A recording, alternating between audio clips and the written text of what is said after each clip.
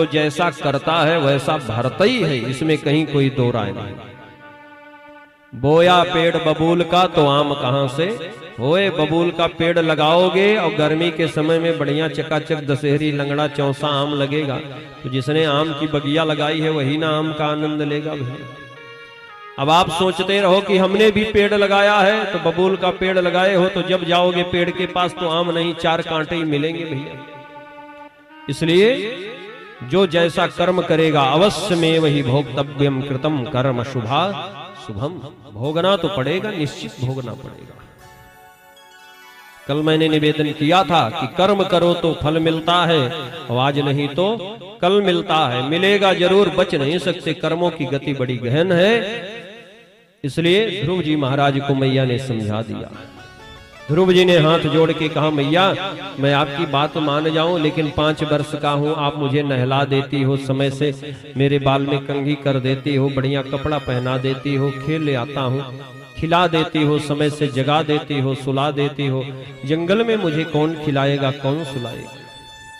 सुनीति मैया ने बड़ी प्यारी बात कही। सुनीति मैया ने कहा, बेटा ध्रुव तमेव वत्साश्रय भृत्य वत्सलम मोक्ष वीरमृग्य पदाद्य पद्धतिम अनन्य भावे निज धर्म भाविते मनस्य वास्थाप्य भजस्व पुरुषम। हे बेटा ध्रुव, एक एक योगी मुनि महात्मा हजार हजार वर्षों से कंदराओं में, गुफाओं में, पर्वत पर जाकर के पहाड़ों पर बैठे तप कर रहे हैं, उन्हें कौन खिलाने जाता। भगवान की अपनी व्यवस्था है। एक बार पार्वती मैया ने भोलेनाथ से कहा, महाराज आप रोज आंख बंद करके क्या करते हो। भोलेनाथ ने कहा, मुझे ठाकुर जी का आदेश है, संसार में जितने जीव हैं सबको मैं भोजन उतनी देर में दे देता। पार्वती मैया के मन में कुछ चलने लगा। उन्होंने कहा, ठीक है महाराज, बहुत बढ़िया। दूसरे दिन पार्वती मैया ने क्या किया, एक चींटी को उठाया, अपने सिंदूर वाली डिबिया में बंद करके और भैया अपने आंचल में बांध लिया। अब भोलेनाथ सुबह स्नान ध्यान से निवृत्त हुए, आंख बंद करके भगवान का ध्यान करके उठे। पार्वती मैया ने कहा, भोलेनाथ को प्रणाम किया, बोले सरकार भोजन हो गया सबका। भोलेनाथ ने कहा, जितने जीव इस संसार में हैं वो अपने कर्म के अनुसार भोग रहे हैं, भोजन कर रहे हैं, सब भोगान भोगता।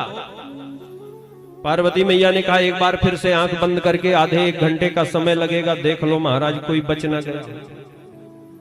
भोलेनाथ बोले, देवी मैंने देख लिया है, सब भोजन कर रहे हैं प्रेम से, पूरी सृष्टि आनंद में।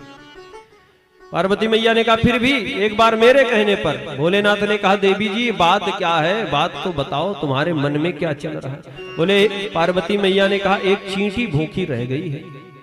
कहां? पार्वती मैया ने कहा, ये देखो मैंने इसको गठिया रखा है, अपने साड़ी के आंचल में बांध रखा है, सिंदूर की डिबिया में बंद कर।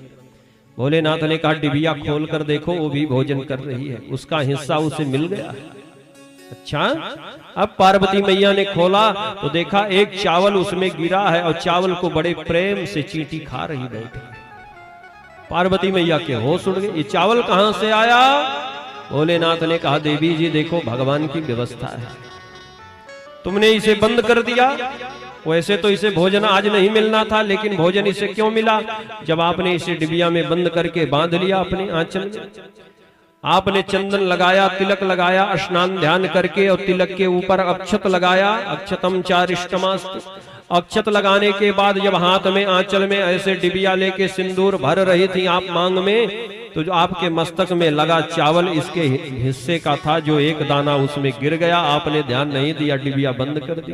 तो देखो चींटी प्रेम से भोजन कर रही है, इसका हिस्सा इसे मिल गया।